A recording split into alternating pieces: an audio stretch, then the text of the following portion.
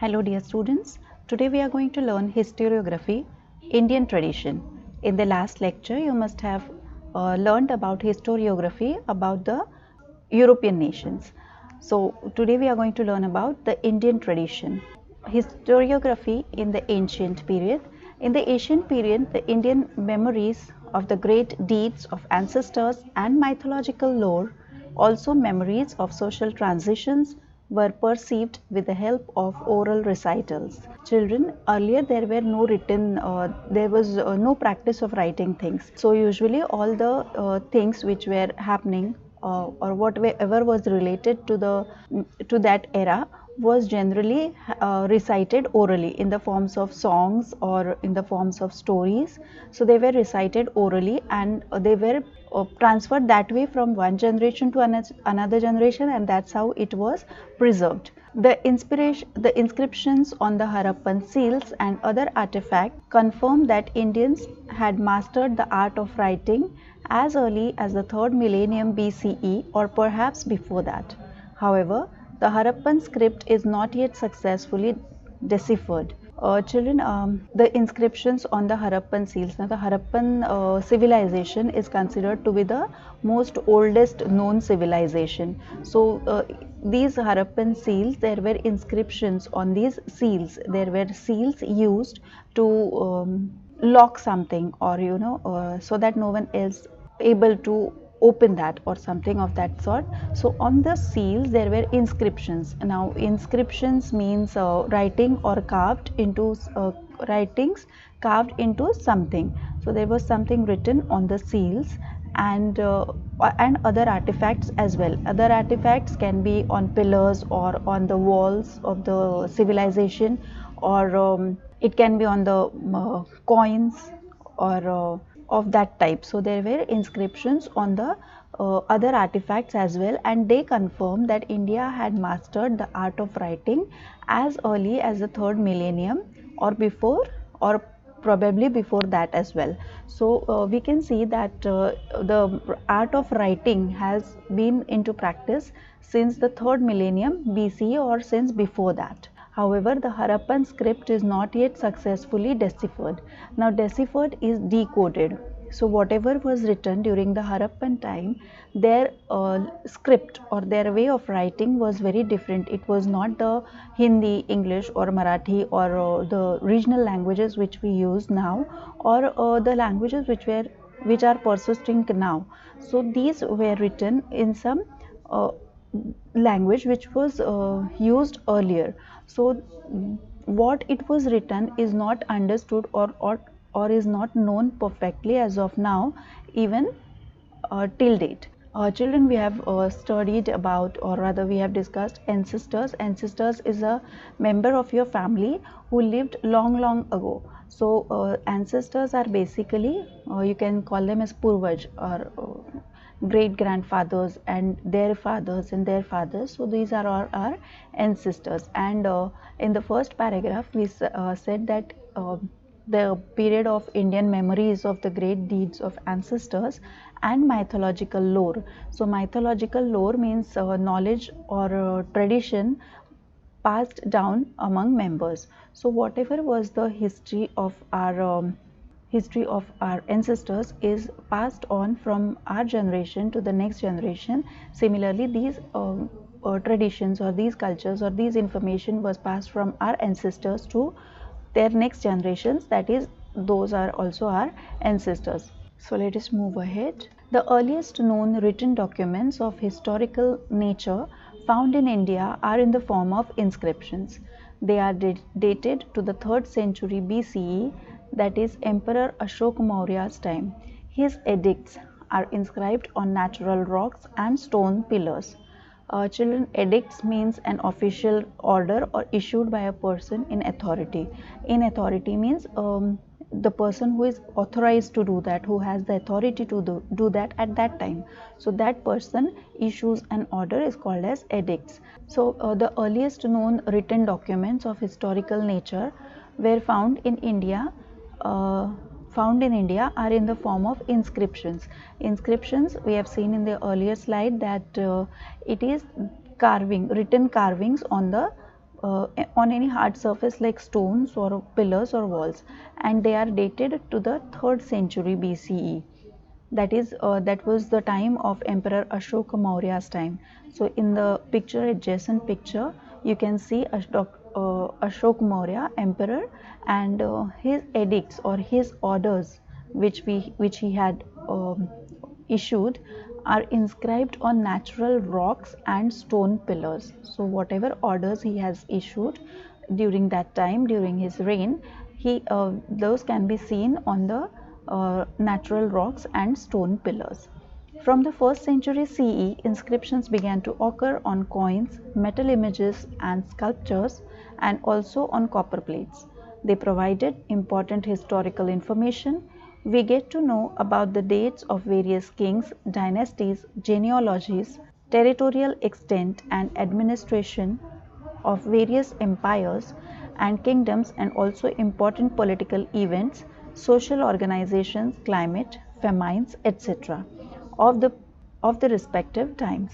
So children, from the 1st century CE, inscriptions began to occur on coins. Earlier they were only on the stones or on the monuments or on the very hard surface like coins or very hard surface like rocks and stone pillars or on the walls of the monuments. But from the 1st century, in fact, 1st century, they were also on the coins, metal images, and sculptures, and also on copper plates. Now they provide what did the inscription reveal, or what was inscribed on them. They provided important historical information. And what type of historical information?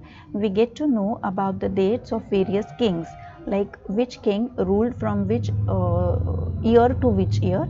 Then dynastic genealogies, like after a particular king, who was the next from his dynasty to rule that city or that state. Then territorial extent, and territorial extent is to how physical extent or how geographical, how much land was covered under his territory. Then administration of various empires and kingdoms, and also important political events. Now there are few more important decisions which are taken at that time. So all these information was inscribed or written on those, either on the coins or on the metal images or sculptures, or even on the copper plates. They also included important social organizations. Then climate was also sometimes described, and even famines were described. Like if a particular year there were famines, then that was also inscribed on that. So we get all type of this information on the from the inscriptions which are there found in the sculptures or copper plates or something of that sort of that time. Okay, genealogies means line of descent traced continuously from ancestor, like from a particular king, his children, their children, again those children's children. So all this line of a particular dynasty or of a particular person, the entire line of descent is known as the genealogy. Children, this is from the Did You Know section of your textbook. This is the Sohagora copper plate. So you can see there's a copper plate out here in the picture. The copper plate was found in Sohagora district, Gorakhpur, Uttar Pradesh. It is supposed to be the form of Mauryan period. The inscription on it is in Brahmi script. The symbols known as tree in railing and mountain at the beginning of the inscription also occur on punch mark coins. Another symbol, which looks like a structure erected on 4 pillars, is supposed to be indicative of a granary where the grains are stored, go down sort of. The inscription records a royal order that the grains stored in the granary should be distributed carefully. It is supposed to be suggestive of precautions taken in the times of famines. Now, as you all know that in the earlier part we have learned that there are inscriptions which also include the records of royal orders. So the orders given by the king are also inscribed on either plates or copper plates or stones or something. So from that we can know that these granaries, the place where these grains are stored, food grains, should be distributed wisely, so that every the needy gets the more, and it is not wasted as well. And this was the provision for the famines. So at times when there are famines and there is no yield, or there is no production of when there is the crop doesn't yield good, that time these granaries prove to be very helpful, and these grains which are stored in this granaries are distributed to the people. And it is supposed to be suggestive of precaution taken in the times of famine. So at the time of famines, these granaries serve helpful, and these take care of the needs of the people.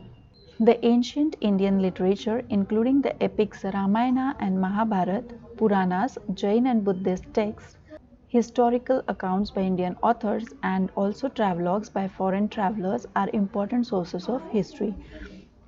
So these books, these important books or important epics like Ramayana, Mahabharata, Puranas, Jain and Buddhist texts, these are the books for which are the source of information for all of us, as the stories written in them are long ago. These stories have happened long ago, and from generations to generations these stories are being transferred, and that is very helpful to know about our past, or about our ancestors, or about our country, what all happened in our country. So also there are travelogues by foreign travelers. Now children, travelogue means when the foreign tourists, or the foreign travelers, not tourists but foreign travelers, used to come to India to travel, or in even the Indian travelers used to go to the other countries to travel. They used to write all the details about their traveling, like how they traveled, what all they came across, how were the weathers, how was the who was the king, or everything that they come across, that they make a note of it. And then this is a book sort of, wherein all the information about this travel is given in details, is called as a travelogue. So when the foreign travelers are used to travel India, what they come across, or what is their experience, when they write it down, and that is preserved, so that serves as a very important source of history for the later use. Writing of biographies of kings and dynastic histories mark an important step in the Indian historiography. So there was a trend of writing biographies of the kings. So autobiographies are those which will or which a person writes himself, but about the entire life story of a person or of a king, if someone else writes, that is called as a biography. So the writers used to write biographies about the kings and their dynastic histories, and these are make an important step in the Indian historiography, because this gave a lot of information about that dynasty, or about that king, or about that period in general, about that area, about that location as well. So it gives an overall information, and therefore it's supposed to be a very important source of information in historiography. So Harshcharit, written in the 7th century CE by Banabhatta, is King Harsha's biography. It portrays a realistic picture of the social, economic, political, religious, and cultural life during the king's times. So, as you can see in the adjacent picture on the slide, that this is the Harshacharita, which is written by Banabhatta. This was written in the 7th century BCE, and in this book we can find all the life story of King Harsha. And what all it focuses about King Harsha is his social life, his economic life, his political and religious and cultural life during the king's time. During his reign, whatever political or religious and cultural life, that part of his life is elaborated in the book Harshacharit, written by Banabhatta. Historiography in the medieval period. Now, till now we have discussed about the historiography in the ancient time. Now we will discuss about the medieval period. Now children, history is divided into, or mostly always divided into, three sections. One is the ancient time, that is a very old. Then there is a medieval period. There is in the middle period, the neither too old nor too new, so that is a medieval period, which we are going to discuss now. And after this we are going to discuss about historiography in the modern period, which is the quite latest one. So in the medieval period, the style of writing Rajatarangini, the history of Kashmir by Kalhana in the 12th century CE, is quite close to the concept of modern historiography. Kalhana himself says that he wrote this text after critically examining various sources like inscriptions, coins, remains of ancient monuments, dynastic records, and local traditions. So, children, as you can see, there is a picture of a book written by Kalhana by the name Rajatarangini. This book, children, is about the history of Kashmir in the 12th century CE, and it is quite close to the concept of modern historiography. It quite resembles to the concept of modern historiographies.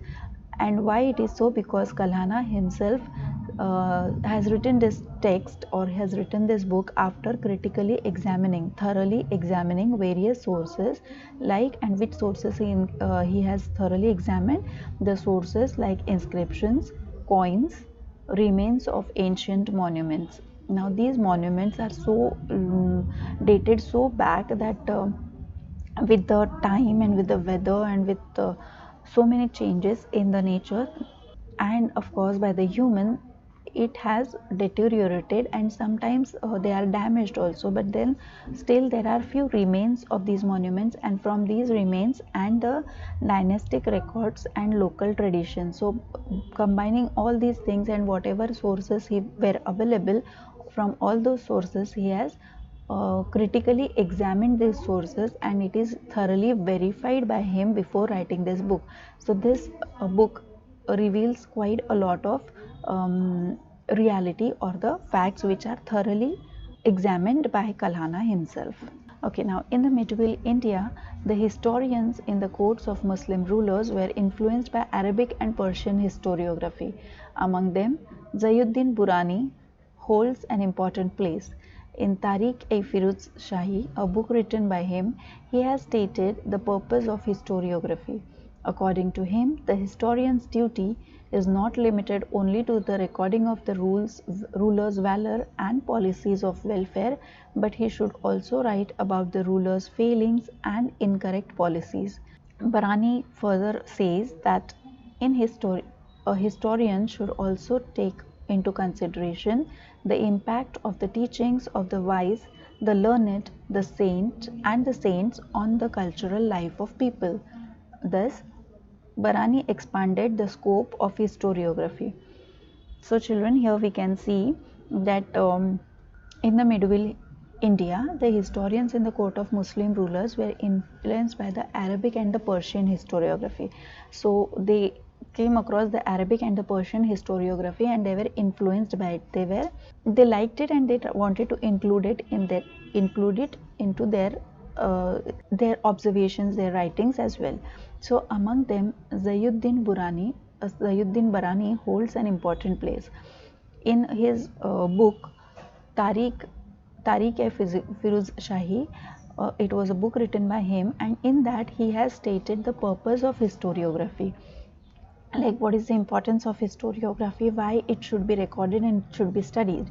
So according to him, what he feels, that the historian's duty is not limited only to the recording of the ruler's valor.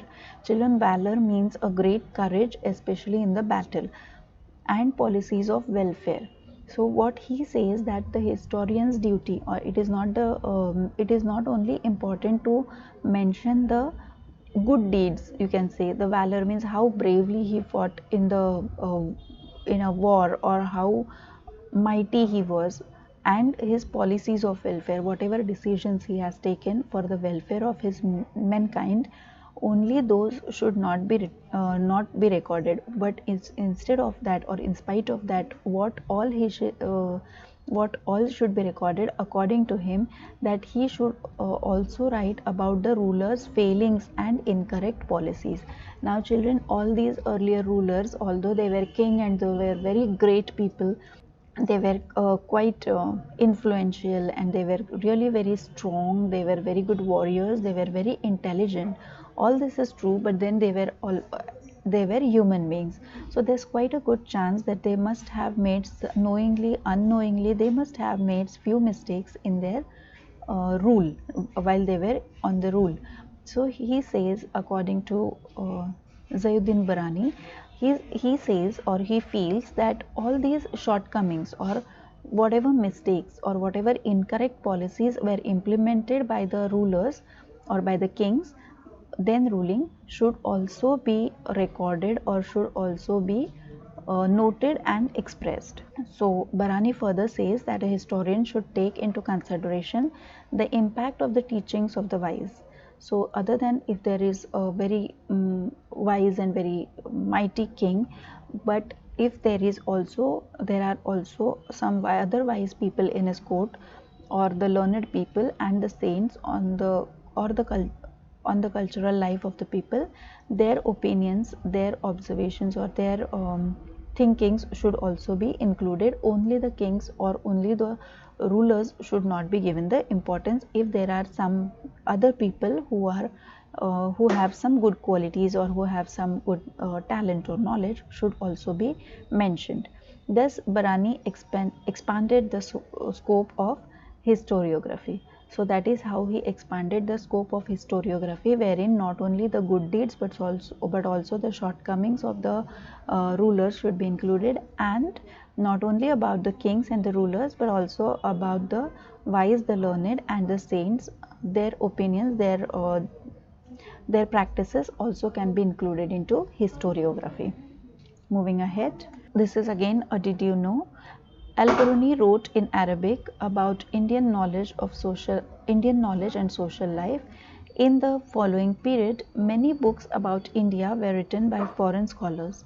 Among them, to name a few, are Hasan Nizami's Minhaj-e-Siraj, Tabaqat-e-Nasiri, various works by Amir Khusro, Tuzuk-e-Timuri, the biography of Timur Elang, who was also known as Amir Timur, who invaded India, Tariq-e Mubarak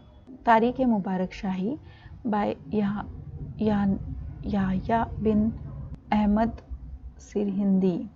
Their accounts provided us with historic information and the Sultanate period. Okay children, this is also a slide showing you the did you know section in your textbook. So here Al-Biruni wrote in Arabic about Indian knowledge and social life. In the following period, many books about India were written by foreign scholars. Among them, to name a few, are Hasan Nizami's Tazul Masir, Minhaj-e-Siraj, Tabaqat-e-Nasiri, various works by Amir Khusro, then Tuzuk-e-Taimuri, the autobiography of Taimur Elang, who was also known as Amir Timur, who invaded India, Tariq-e-Mubarak by Yahya bin Ahmad Sirhindi. Their accounts provide us with historic information of Sultanate period. Accounts of foreign travelers in India are also important. Among them are Ibn Battuta, Abdul Razak, Marco Polo. Accounts of foreign travelers in India are also important. Among them are Ibn Battuta, Abdul Razak, Marco Polo, Niccolo Conti, Barbosa, and Domingos Peace. Their accounts provide us with historic information of medieval period. Ishwardas Nagar, Bhimsen Saxena, Kafi Khan, and Niccolo Manutki are among the historians of Aurangzeb's times, whose accounts are important sources of Mughal history. For the historians in the Mughal courts, praising the emperors and exhibition of loyalty became more important. The custom of adding suitable poetic quotes and beautiful pictures was also introduced. So children, since we have moved from the ancient historiography to the medieval historiography, you can see there was so much of changes in the historiography, wherein in the earlier part we have seen that not only the kings but the other people like the wise men, the learned people, or the saints, their views were also to be expressed according should be expressed. And also there was a concept that not only about the valor and good deeds of the king should be mentioned, but also the shortcomings and the wrong policies or adopted, or the mistakes of the kings should also be noted. So here we can see that in this era, or at this time, we can see that there was a trend, you can say, of the historians in the Mughal courts, and they used to praise the emperors and exhibit to show how loyal they are, or to just impress the kings, and that became more important. And when they used to praise the emperors, they used to use the custom of adding suitable poetic quotes and beautiful pictures was also introduced. So those people who were good poets, they used to write nice lines, poetic lines on the on how while praising the kings, or while praising the emperors, whereas few people who were artists also used to draw picture or get the pictures drawn of these kings or emperors to praise them. Babur, the founder of Mughal Empire, wrote an autobiography entitled Tuzuk-e-Babri. It contains the description of the battles fought by him. Babur also recorded his minute observation of various regions and cities traveled by him, including the local economy, customs, and the flora. So, children, the above picture, which you can see on your screen, is of Babur, and he was the founder of the Mughal Empire, and he had written an autobiography named Tuzuk-e-Babri, and autobiography, it contained the description of the battles he fought. Also, he recorded the minute observation of various regions and cities traveled by him, including the local economy and customs and the flora. So, all these things were included in his autobiography, which was titled Tuzuk-e-Babri. The picture which you can see below is of Abul Fazl. Abul Fazl Akbarnama is very important from the viewpoint of critical historiography. This method of collecting authentic historical documents and their scrutiny is looked upon as devoid of bias and hence realistic. So, Abul Fazl's viewpoint was to critically examine the historiography. His method of collecting authentic historical documents, his method was that he used to first collect the historical authentic documents. Authentic is correct, genuine, and then their scrutiny is looked upon as devoid of bias. And their scrutiny means and their segregation, first to see the documents whether they are true, whether they are correct or not, and then separating and thoroughly examining them. And then because of this process, he says, according to him, that this type of writing historiography is not biased in the sense it's not favoring someone, or it is not going against someone. So whatever is the facts are mentioned, and hence it is more realistic according to him. Bakar is an important type of historical document of medieval times. It contains eulogies of the heroes and stories of past events, battles, life of great men. Children, eulogies means a speech or piece of writing that praises someone or something. A tribute, it is generally a tribute to someone who has just died.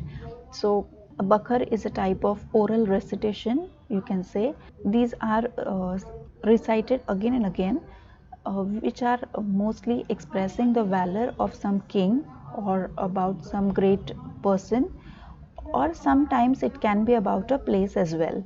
So here we are talking about Bakar, which is an important type of historical document of medieval times. So it was quite popular in the medieval history or medieval times of history, and it contains eulogies of the heroes. So it contained the speeches or the piece of writings, or it rather contained the praises of someone or something, of the heroes and stories of historical events, battles, lives of great men.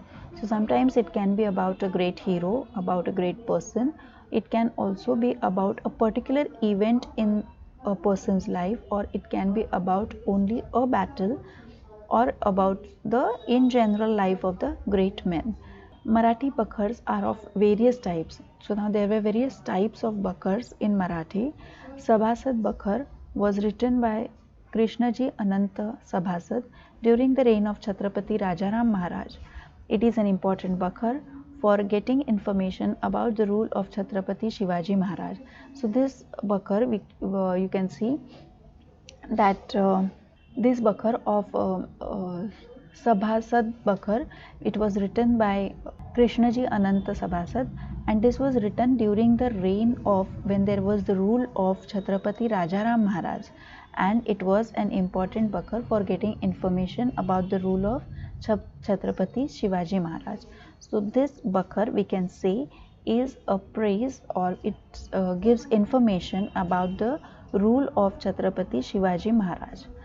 And in the picture you can see the photo of Sabhasad Bakhar written by Krishnaji Ananta Sabhasad. Children, all these images are taken from Google. भाऊसाहेबांची Bakhar describes the Battle of Panipat. Another Bakhar entitled Panipatची Bakhar is also about the same event.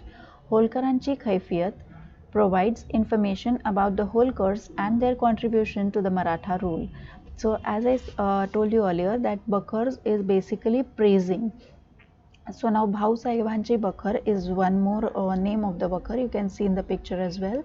So this Bakhar describes the Battle of Panipat, and the description of Panipat is also given in another Bakhar, which is entitled as Panipatchi Bakhar. So Holkaranchi Kaifiyat provides information. This is also a Bakhar which provides information about the Holkars and their contribution to the Maratha rule.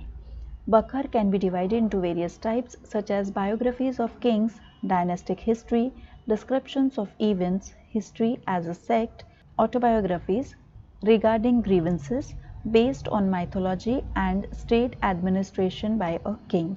So there are various types of Bakhars which were made or written or recited during the medieval history, and the types included the biographies of the kings, then the dynastic histories, description of the events. It can be a description of a particular event which we have seen in the first above paragraph, like Panipatchi Bakhar. So it describes the battle of Panipat.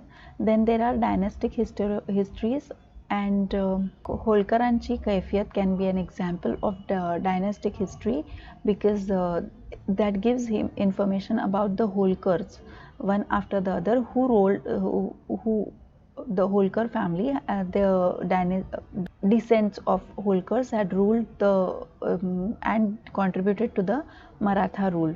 So descriptions of events, history of a sect. Now sect is a particular section of a people who think slightly differently from the large group. Then there are autobiographies regarding grievances. Grievances are some, might be there was some battle which was lost. So how bad, about the bad experiences, it also can be the bad experience also can be a type, or the can say theme of the Bakhar based on mythologies. It can also be based on mythologies and the state administration by a king. So basically you can see there is a wide variety wherein or on the topics which Bakhars were written or Bakhars were recited or made. Children, in the picture above is भाऊसाहेबांची Bakhar, and in the and the lower picture is that of Holkaranchi Kaifiyat. You can see on the screen. Historiography in the modern period. So now we have finished with the medieval period, and we are moving ahead to the historiography of the in the modern period. So in the 20th century, the Indian archaeological exploration and research started under the British rule. A number of ancient sites were excavated under the supervision of Sir Alexander Cunningham, the first Director General of Archaeological Survey of India. He chose mainly the sites mentioned in the Buddhist texts for this purpose. Harappan civilization was discovered during the tenure of Sir John Marshall. Because of his discovery, the antiquity of India, the antiquity of Indian history could be traced to 3rd millennium BCE or even earlier. Okay, children, antiquity means the ancient past or the before the Middle Ages as well, means before the medieval history, the ancient historiography which we have seen, this relates to that antiquity means. So in the 20th century, the Indian archaeological exploration and research started under the British rule. So archaeological exploration is there's an archaeological department, or there are so what basically they do is there are few things which are buried under the soil. So when they dig the soil, dig the earth, and get those buried things out, which give a lot of information about the past, is called as the so during this period, during the 20th century, this archaeological exploration and research started under the British rule.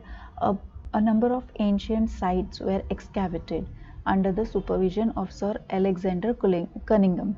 So there were a number of ancient sites, which were excavated. Excavated means rediscovered, you can say, which were those sites which were buried under the soil, where again the soil was carefully removed, and these things or these information or these monuments which were buried under the soil were removed carefully, and this was done under the supervision of Sir Alexander Cunningham, who was the first Director General of the Archaeological Survey of India, and he chose mainly those sites. Now when we say these sites are buried under the soil, so how do we just randomly don't go on digging the soil, but he took the help of the Buddhist text.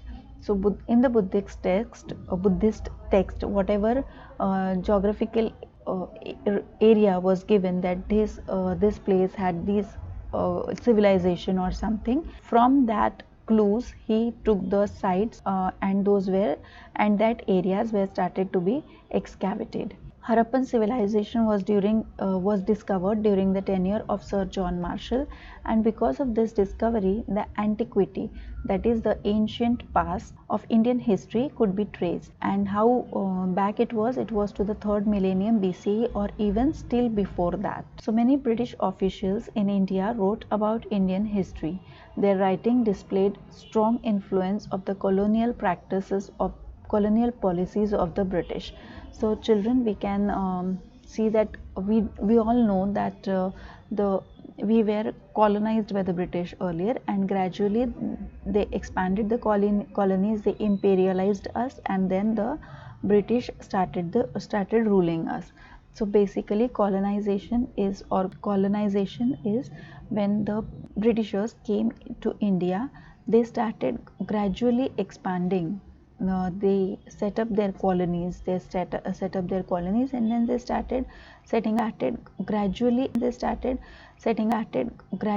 set up their colonies, and then colonies. So many British officials in India wrote about the Indian history.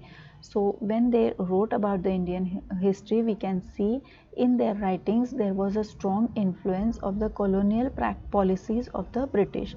So the colonial policies, what were the policies to colonize India, where also we can see in their writings.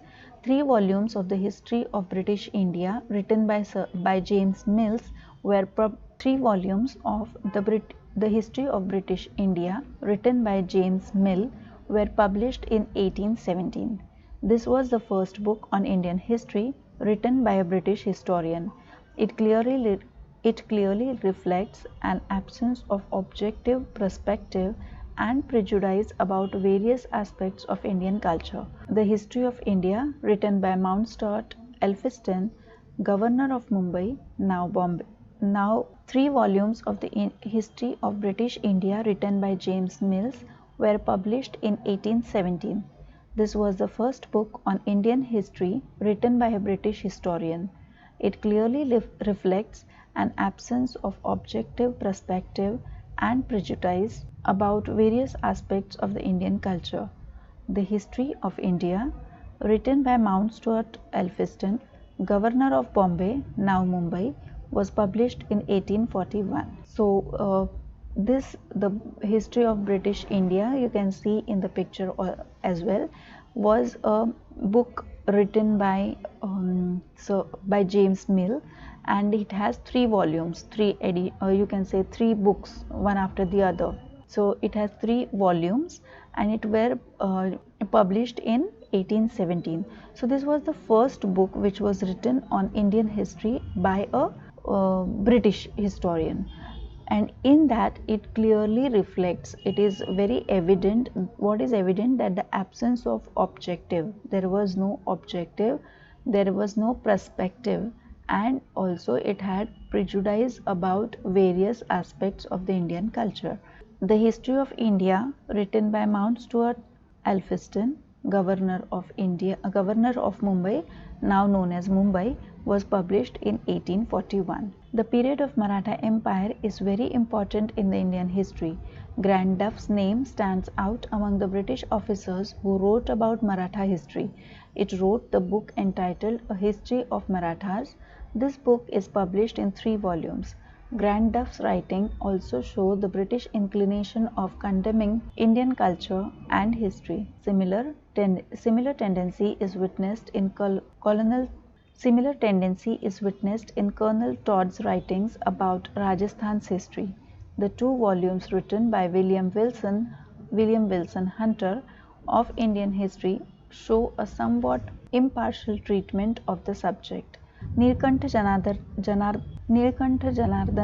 Kirtane and Vishwanath Kashinath Rajwade were 2 Indian historians who took upon the task of exposing the limitations of Grand Duff's writing. Nilkantha Janardhan Kirtane and Vishwanath Kashinath Rajwade were 2 Indian historians who took upon the task of exposing the limitations of Grand Duff's writing. Children, in the first paragraph, we can see that there were a few British historians or few British officers who tried to write about the Maratha history or about the Indian history. Amongst them was Grand Duff, and he wrote a book entitled A History of Marathas. This book was published in 3 volumes, and Grand Duff's writings shows the British inclination of condemning. Now, condemning is to express an unfavorable or adverse judgment. So, he tried to write with an intention or with an inclination to show that the adverse judgment, or show the slight darker side of Indian history, you can say. He wrote the book The History of Marathas, and in his book, which was published in 3 volumes, he has tried to show that the Marathas were not so good side of the Marathas. On the contrary, he had tried to show the darker side, or you can say the flaws or the shortcomings of the Marathas, because his intention was not to glorify them. Similar tendency is witnessed in Colonel Todd's writings about Rajasthan's history. So when Colonel Todd wrote about the Rajasthan's history, his tendency or his inclination was also found to be the same. 2 volumes were written by William Wilson Hunter of Indian history, show a somewhat impartial treatment of the subject. So then there were 2 volumes written by William Wilson Hunter on Indian history, and they show somewhat impartial. There was no partiality in to the treatment of the subject. Now there were Indian historians as well. So Nilkantha Janardhan Kirtane and Vishwanath Kashinath Rajwade were the 2 Indian historians, and they took up the task of exposing the limitations of Grand Duff's writing. So when Grand Duff had written the book The History of Marathas, He had shown the darker side of the Marathas, and therefore Nilkantha Janardhan Kirtane and Vishwanath Kashinath Rajwade took up the task, or took up in their writings, they tried to overcome this by exposing or letting know the limitations of the writings of Grand Duff.